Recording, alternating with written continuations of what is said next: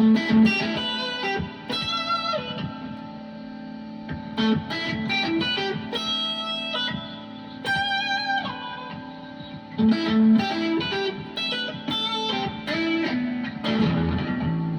yeah, whoops.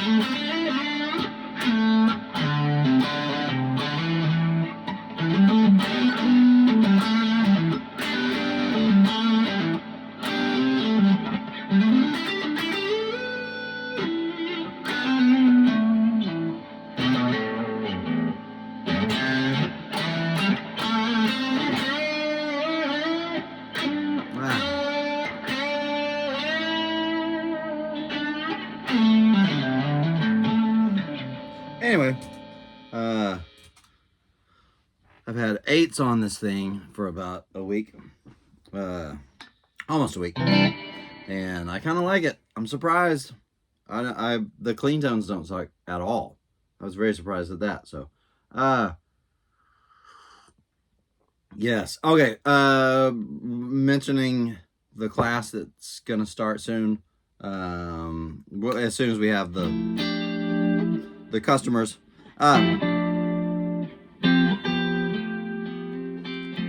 Get 10 to 12 person Zoom class, $180 a month, twice a month, so every other Tuesday. Yeah, so already the people who've signed up, it should be a really good hang. I would say you should be at least an intermediate player. You should know some stuff. If you're not sure if you're there, send me a message on Instagram or mcuth@hotmail.com, mcuth@hotmail.com. If you're not sure if you're there, send me a message. We'll try to make such a determination. So, anyway, it'll be a group class where we work on some really cool stuff that will have an effect in your life, in your playing. So the playing part of your life, it may not make you regrow hair. So I was thinking about the book of 10 licks that we talked about a couple of weeks ago. And really there's a better way to approach it. I think there's a better method than that for becoming a better improviser. By the way, the way I think of improvising is rhythms first, right? I'm thinking rhythms first, contour second. It's mainly that I'm playing rhythms that are interesting, and the notes are more arbitrary than you would expect. So you get to where you can hear every note that you want to play, but you don't need that. You really don't need that. The rhythm and the contour alone, the rhythm really alone, is enough to make every solo you play awesome. If you're great at rhythms, if you're thinking like a drummer, with the scale dots being your drums, you can grow to be an exceptional improviser. So, and I mean that relative to people who aren't thinking that way. So, we'll do some of that in the class, but if you want the more vital video on improvising, it's one of the early ones, Since I'm Invisible, like 3, 4, 5, something like that, where I approach this, and so I would highly recommend watching those. This is a smaller topic in improvising that we're going to talk about, but so I brought up this idea of a book of 10 licks, because mostly getting a new vocabulary into your fingers is mostly about programming your muscle memory, right? Because as you're playing, it's always some mix of what you're specifically choosing to play and more general swaths of choices. Like I'm choosing to play this type of thing, and then your fingers may execute that type of thing, right? But the details are sort of up to it, right? I mean, I think we've all experienced this, right? And the faster you play, the more the more it's muscle memory, and the less that you even have time to choose every single note, right? So, I was thinking, I mean, we all know the problem with learning specific licks. Let's say early in your blues learning, right? You learn that.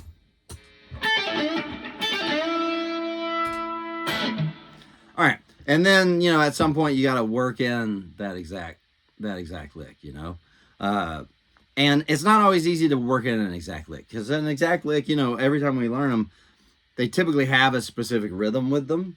Sometimes the ones that are indexed to specific chord changes. So I'm thinking about specifically you jazz players back when you said, "Oh, I'm going to work on my 2-5-1s," right? And you started working on your 2-5-1s, and you probably at some point thought, "Man, this lick has to start on beat one of the two measure." You know what I mean? Or things like that, like where they seem to be stuck because a specific lick has a specific rhythm, right? And so I think to some extent, learning entire licks at a time isn't really the best way to get better at improvising, or let's put it more specifically, it's not the best way to program a new type of vocabulary in your head, right? A better way, a book of 10. So, oh, by the way, back to the book of 10 licks. We were talking about how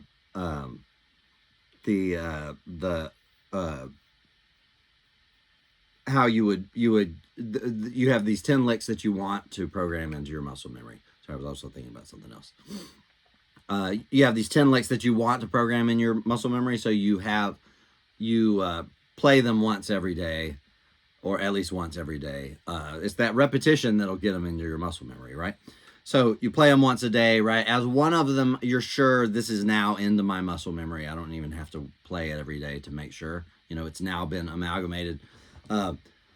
You remove that and put something else there, right? This is a better approach than that, and that is a book of 10 scale subsets. Or let's even take the book part out. Scale subsets, not licks. Scale subsets, not licks. Scale, by that I mean, so like,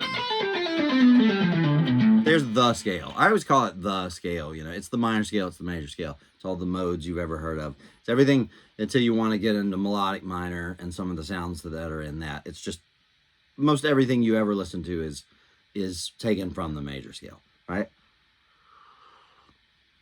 So,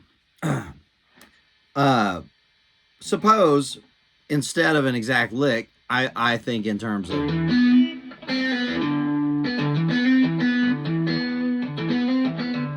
I like the sound of those notes by themselves. Now, what I need to do, notice I've taken some geometric subset of the entire scale, right?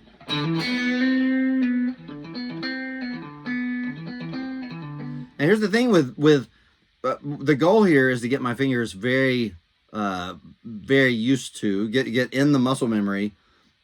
My fingers being able to perform that group of notes, just the order changed into any order it wants in that moment, right?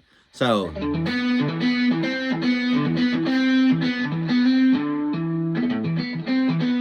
right? So the idea is, instead of learning an exact lick involving that, what I'm doing is being able to juggle them in any direction. Just sit there and play just that for a while. A lot of you haven't thought in these terms before, but this is a superior way to learn to improvise. So let's say I've got, no, that's just an arpeggio. So maybe it's let's.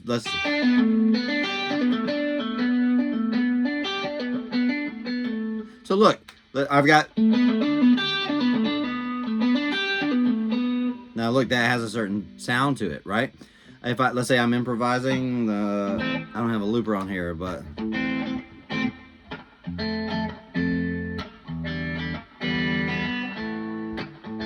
so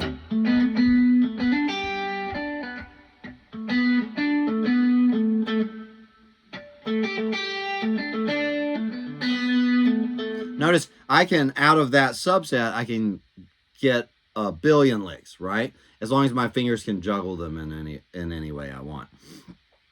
It's also very conducive to the way of thinking I was talking about earlier, where you're mainly focused on rhythms, right? But notice, just with no effort, I can make a million different licks just because the rhythms are changing, right?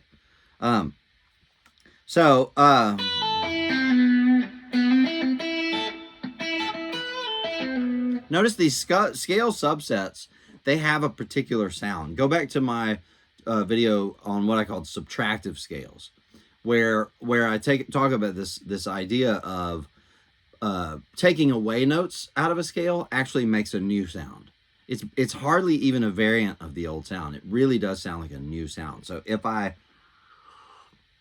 have the entire scale here, and I go, I take out this flat 3 and this 4 and this flat 6.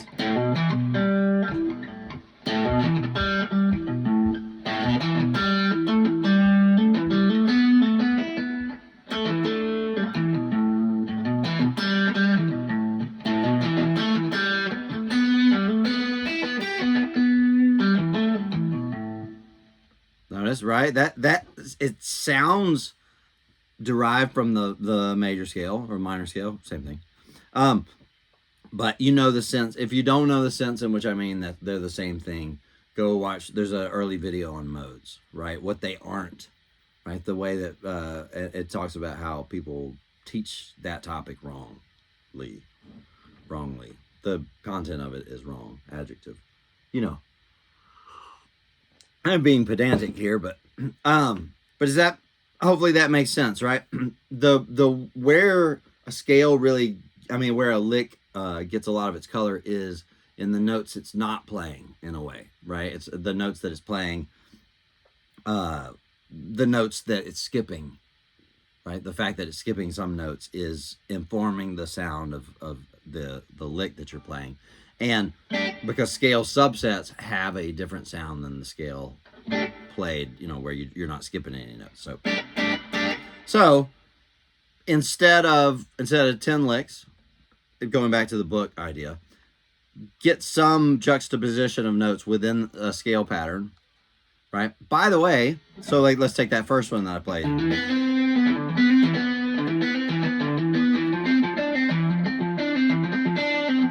There, I've just moved them everything up one scale note.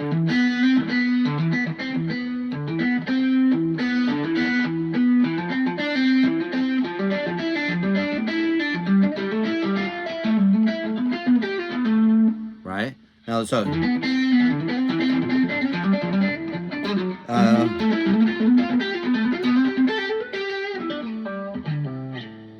right? It's kind of cool, right? These scale subsets.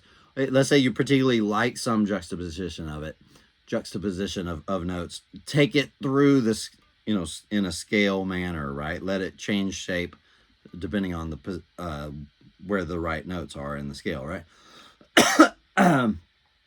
This is an amazing way of building your vocabulary, your improvising vocabulary, in a way that, like I said, is more effective than just learning specific licks with their own specific rhythm that may even be in some sense coded for a certain style. Right? It's just blues. That's like the word "the" in blues, right? So there's always that phase. Some of you have gotten to this phase in some styles and not others. Like me, I'm like decent country player, but I wouldn't say I am in this phase in my country playing necessarily. I'm probably around it, but like my blues playing, right, where you go through this phase where you're just learning a lick, and now you learn another lick, and now you learn another lick, right? So when you first learn blues, and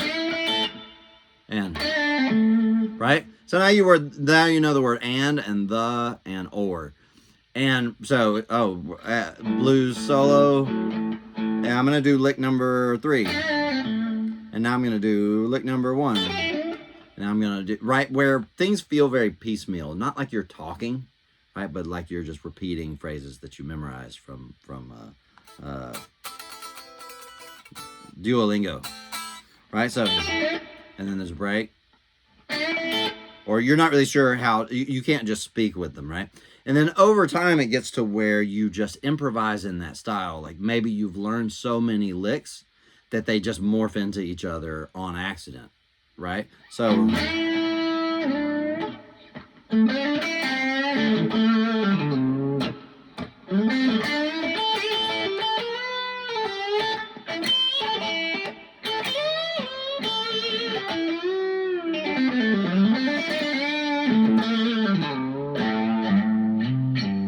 right, so you can just sort of play blues because your fingers are just used to all the different permutations and stuff, right? It's that my fingers know all the permutations mode stage that you're really trying to get to with improvising, like in any vocabulary. This approach it goes straight to that, right? Here is a cluster of notes, a subset of the scale. My fingers know every possible version of it, right? They can just sit there and juggle them back and forth in different orders and stuff. This is a much, much, much faster way to get to that point where you're just speaking in a vocabulary, right? So, if you were, God forbid, you wanted to learn to play, you wanted your improvising to be a bit like mine, you might learn certain little 1 and 2 notes scale shapes, Well,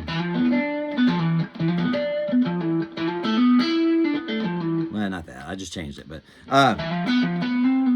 so you might be memorizing these little subsets, because that's kind of what's going on in my fast playing. I don't know if you've stopped to think about it, but there is a video where I talk about it a little bit. I forget what it's called, but it has to do with like 1 or 2 notes per string, right? But the 1 or 2 notes that I'm picking out of the major scale, they're not the pentatonic notes. They're smaller subsets. If by any chance you wanted to improvise a lot like me, this approach that I'm talking about gets you there faster than anything, right? It's these little scale subsets, and there's a juggling act going on, right? Where in that juggling act, I'm mainly thinking about I'm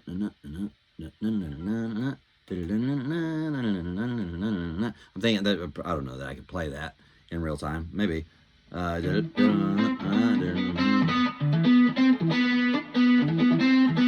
Yeah, that's pretty much what I'm thinking. So I guess I can.